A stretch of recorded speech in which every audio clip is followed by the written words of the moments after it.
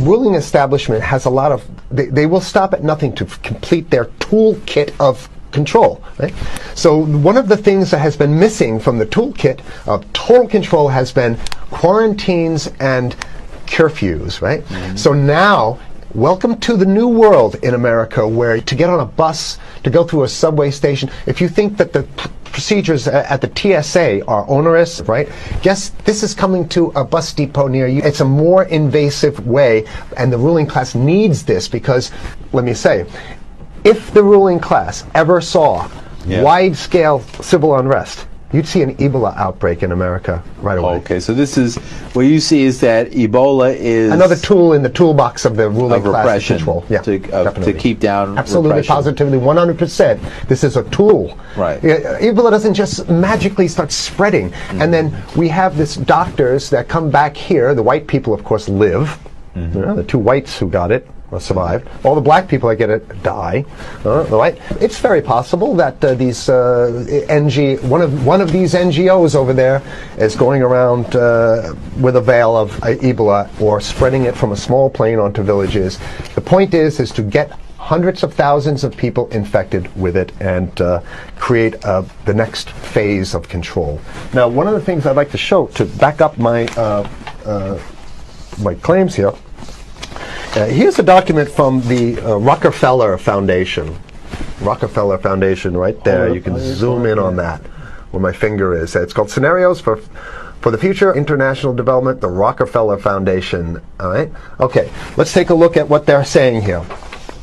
This is something like a 50, 60-page document. I'd like you to go to page 18, if you can look at this up on the internet, but I'll read it off to you. It's called lockstep. Lockstep. And this is a phrase that I used right after 2001 when I saw the entire system of the United States, including the population, were in lockstep.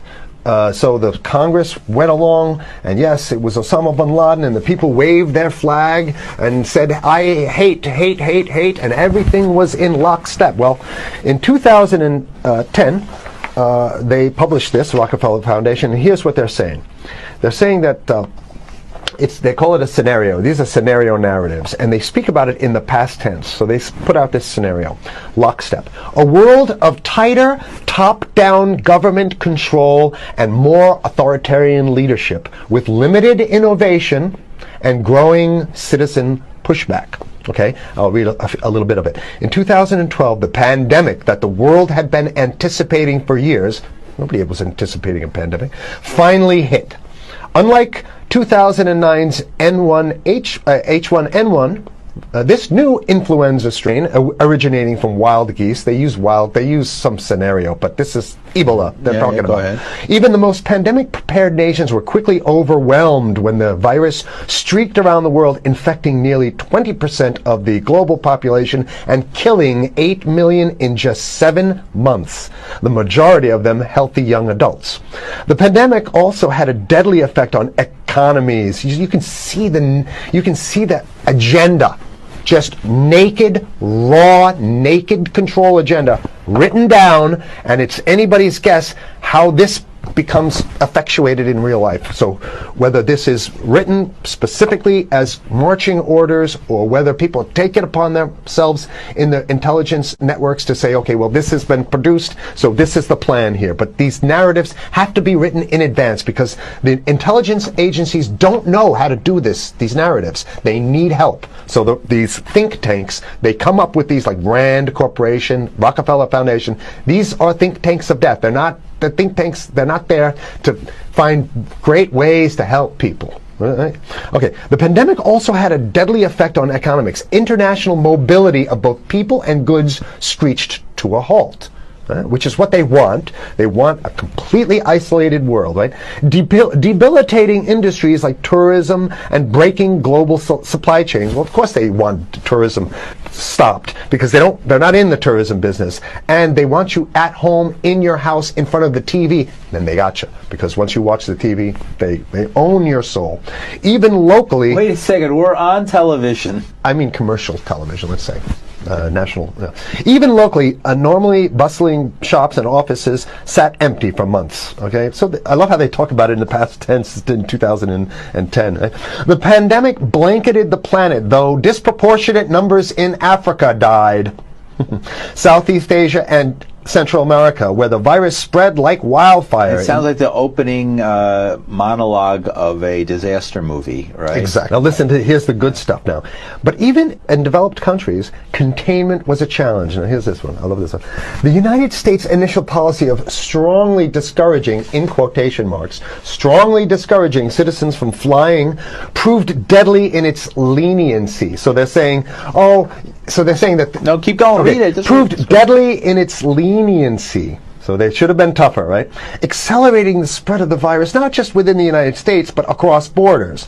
However, a few countries did fare better. China in particular.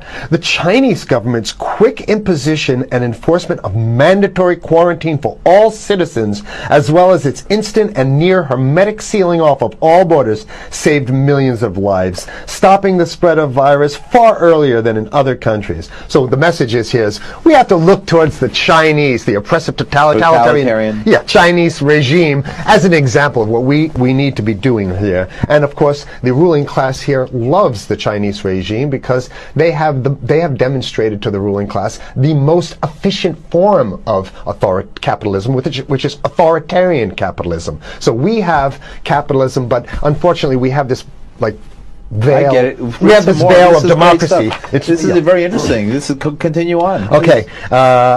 China's government was not the only one that took extreme measures to protect its citizens from risk and exposure. During the pandemic, national leaders around the world flexed their muscles, flexed their authority, and imposed airtight rules and restrictions. You can see the agenda. Go. Okay. From the mandatory wearing of face masks to body temperature checks at the entries to communal spaces like that's what's happening right now. Yeah, but soon it's going to be like body. It'll be at the subway. Yeah, is that what you're saying? We'll be going through this in the subway to get on buses and the subway, absolutely, things positively. like that. And what this means though is don't think about having a cigarette, a joint on you, or basically you can't. This is a dragnet for everything. So if in order for you in other words, just like with stop and frisk, this is ultimate stop and frisk. This is the ultimate cavity stop and frisk, cavity search kind of thing. All right, so during the pandemic, national leaders around the world flex their authority. Now there's some good stuff. Listen to this. And even supermarkets, they want body checks at supermarkets. Okay, so basically what they're saying is they're building a system where every move you make, you got to go through them. You can't get food. Well, how about if you go to the farmer's market? Right. Here's the good stuff now. It just keeps getting better. Even after the pandemic faded, this more authoritarian control and oversight of citizens and their activities stuck. And even intensified. That's the whole point. So they're going to get rid of... Didn't that happen already with 9/11? Of course. 9/11 was how many? 14 years ago, and we still have all these draconian rules. So they're going to put the body cavity USA searches Patriot in. And all That's right. Stuff. So in order to get to the supermarket, you got to have a body cavity search, and then when there's no more Ebola, well, you know what? We kind of like this way because we have an complete infrastructure of a control grid. In order to protect themselves from the spread of increasingly global problems, from pandemics and national terrorism to environmental crisis and rising poverty, leaders around the world took a firmer grip on power. Well, what the hell would rising poverty have anything to do with imposing strict citizen controls with face masks? So they're very sloppy stuff here. At first, the notion of a more controlled world gained wide acceptance and approval. I'm sorry. Nobody likes this stuff. They're just saying it. No, I have to provide analysis. We only have 5 minutes left, so that's Oh my God, okay. Citizens willingly gave up some of their sovereignty and their privacy to more paternalistic states in exchange for greater safety and stability. I mean, that's just a complete naked contradiction to the famous saying that if you think you're going to give up a little bit of security, if you're going to give up your freedom for security, you're going to get neither. That's the long-standing thing. And here what they're doing is They're not even ashamed or embarrassed to absolutely say the exact opposite. They're saying, yes, we all want to give up our privacy and sovereignty for more stability and security and stability. So you don't get that. When you give it up like that, you get the shaft. Can you show us the cover again of I'll what show you were the just cover reading? one more time, and then I have two more documents. Right, this is what we were reading here, and just zoom in a little bit so folks can see it. He'll zoom in, don't worry, you can relax. Right. And scenarios for the future of technology and international development. Okay, now I have two more documents. Keep it zoomed. We have the National Security Memorandum of December 10th, 1974. This is Henry Kissinger's brainchild.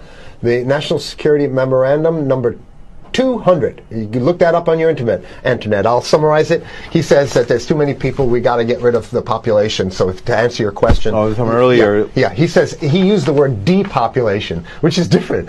Depopulation means killing people that already exist, and it's to get the minerals, because we need the minerals. And here's another one.